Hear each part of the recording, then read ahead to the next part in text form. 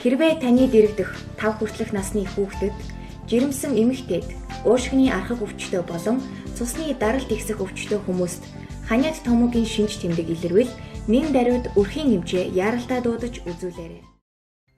Та бүгдээрээ сая өвдвөл ямар арга хэмжээ авах вэ гэсэн бичлэг үзсэн бол одоо бүгдээрээ тийм яагаад өвддөг юм болоо гэдгийг уншиж сонирхцгоё.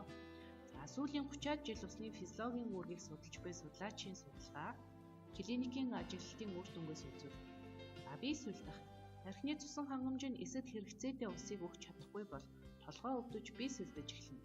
Архины эсүүдийн байнгын ажиллагааны явцад үүссэн бодисын солилцооны хаягдлагаарт нэгдлүүдийг байнга зайлуулж байх шаардлагатай. За ядрах бие махбодод хоол бус ус нь энергийн их үүсвэр нь болдог байдаг. Хоол боловсрох явцад хоол хүнс нь уснаас энерги авдаг тул үүнд гайх хэрэггүй.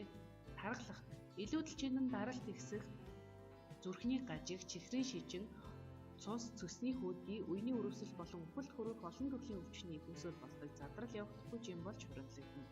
Иймд усны дутагдлыг нөхөхийн зэрэгцээ ферментүүдийг итжүүлэх үүрэгтэй эрдэс амин дэмийг зохистой хэрэглэх хор өвгнөөсөө салж хэвийн жинтэй болдог. За өвдөлт ба хавдар толгой үе мөч өвдөх зэрэг аливаа өвдөлтийг тухайн эртний эсээс өгч байгаа бие хүртэж байна гэдэг дохио хэмээн эрдэмтэд үзэж байна. Хэрв энэ үед усны дутагдлыг нөхөхгүй бол бодисын солилцооны гажуудал даамжирсаар өвчин үүсэх, архагших, улмаар эрүүлээс хавдрын эс болон өөрчлөгдөнө. За иймээс эмч нарын өвчтөнд хамгийн яаралтай үзүүлэх тусламж бол тархин шингэн хийж бие махбодын дотоод орчныг засах хэрэгтэй юм. За дижээлийн зүйлийг эсэд хүрэх юм аа. Аливаас үндэстэн хөгжихийн хэрээр хүн амд үзүүлэх эмнэлгийн тусламж тархин шингэн хэмжээ өсөж байна. За хүүхдүүдээ дараах хүснэгтэл тохирох хэсгийг ихээс ойлгомжтой хэлээ. За шалтгаан гэдэг бол альва юм үзэгдэл, үйл явдал бий болох урьдчилсан нөхцөл төлөв хүчин үр дагавар гэдэг шалтгаанаас үүдэж бий болсон юм үзэгдэл үйл хэргийг үр дагавар юм. За тэгвэл шалтгаан үр дагаврын харьцааг сайтар бодож байгаад үсгэлтэй бүлэгээ өгдөг.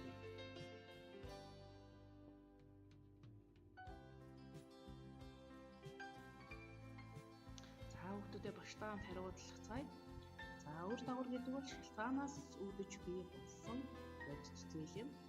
Тэгвэл бие сүлдэх бодисын солилцооны хаягдал горт нийтлүүдийг байнга зайлуулж байх шаардлагатай. Үүнийг зайлуулаагүй улмаас бие сүлдсэн байна. За хоёрдугаарт ядрах. Хүмүүс сүүлийн үед зүгээр сууж яхад ядраад байх юм гэж ярьдаг болсон тийм үү? За тэгвэл яагаад ядраад байх юм? Бие махбодод хоол бус усан энергийн их үүсвэр болдог. За хоол боловсрох явцад хоол хүнснээс энерги авдаг. За энэ ус дутагдсанаас болоод яаж юм?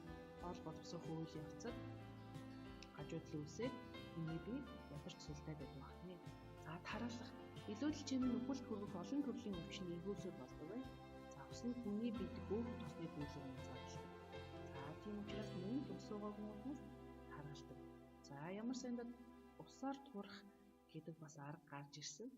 За энэ мөн л тархалтын эсрэг явал усыг ууснаар тархалтын эсрэг процесс явагддаг байна. За өвдөл болон хавдрын их үүсвэр. За усны дутагдлыг нөхөхгүй бол бодисын солилцооны гажуудал даамжирсаар өвчин үүсэх, архагших, улмаар эрүүлээс хавдрын эс болон хуурах нөхцөл болдог.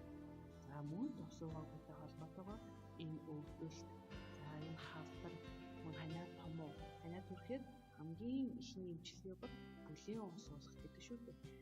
За энэ мэтчлэнгээр уснаас болоод ус уугаагүй улмаас ийм үр дагавар гардаг байна. За тэгвэл дүгнэлтэндээ яаж хөдөлгөх вэ?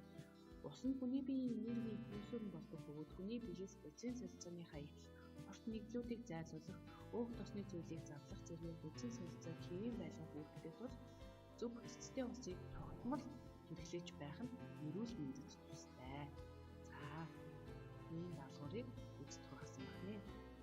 Энэ даалгаврыг ажиглахдаа хүүхдүүдэд ширээнийхээ найзтай хамтарч ажиллана. Хүн яагаад цангадаг вэ? Хоёроос доошгүй байдлаар шалтгааныг тайлбарлаарай. Өсөл бол ус гэж ойлгол буруу гэсэн өгүүлбэртэй санал нийлж байна уу? Яагаад? Эрүүл мэндийн эмгүүгээр хамгаалах ямар боломжийг энэхээс олж мэдсэн бэ хүүхдүүдээ?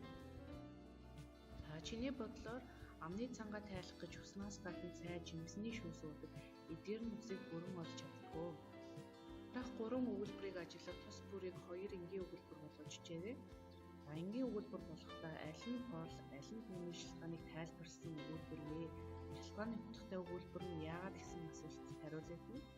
За хэрэв үеийн эзэн дутуу байвал өгүүлбэрийн хам процессыг нөхөж бичээрэй.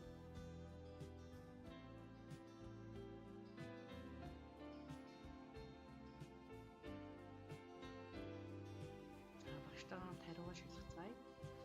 За тархины цусан хангамж нь эсэд хэрэгцээтэй үсийг өгдөг. За үүнийг өгч чадахгүй бол толгой өвдөж, бис сүлжиж эхэлнэ. Ферментүүдийг идэвхжүүлэх үүрэгтээ эрдэс амин дэмэг зохистой гэрэлбэл гур өвгнөөсөө салж дэмийн жинтэй болдог. Үүний тулд усны дутагдлыг нөхөх хэрэгтэй. Хүмүүс төрсөн гэрийнхээ буурин дээр өргөөдөг.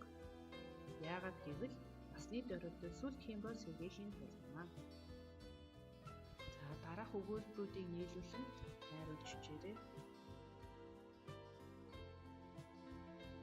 Нэг найзаас чинь захидал иржээ. Тэрээр эгчийнхээ тухай бичсэн байв. Эгч нь сүүлийн үед аман их цандаг болсон. Гэрийнх нь усуу гэж зөвлөсөн боловч уух дургүй. Харин цай, жимсний шүүс, газтай унаагаар цангаагаар дарж уудаг болсныг сонин болгон бичжээ. Мөн хаяа ус уухаас өөр аргагүй зөвхөн чихэртэй ус уудаг гэдгийг бас бичсэн байна. Найзынхаа эгчид ус уух нь эрүүл мэндэд чухал гэдгийг ойлгуулахыг зорж хариу захидал бичээрэй. Захидал бичихдээ захидал хэлбэрээр бичих, эхлэл, гол, төсөл хэсэг ялгалтаар бичсэн байна. Уншсан ихээс холбогдох баримт мэдээллээс доотлон дөрвийг оруулаарай. Учир шалтгааны холбоос өгүүлбэрийн ашиг нэгээс 2 мэйлэн болсон байна. Үзэл бодол сэтгэлдээ зөвлөмжөө илэрхийлэх энэ удаагийн хичээлийн төрөд өндөрлөж байна. Анхаарлаа хандуулсанд баярлалаа.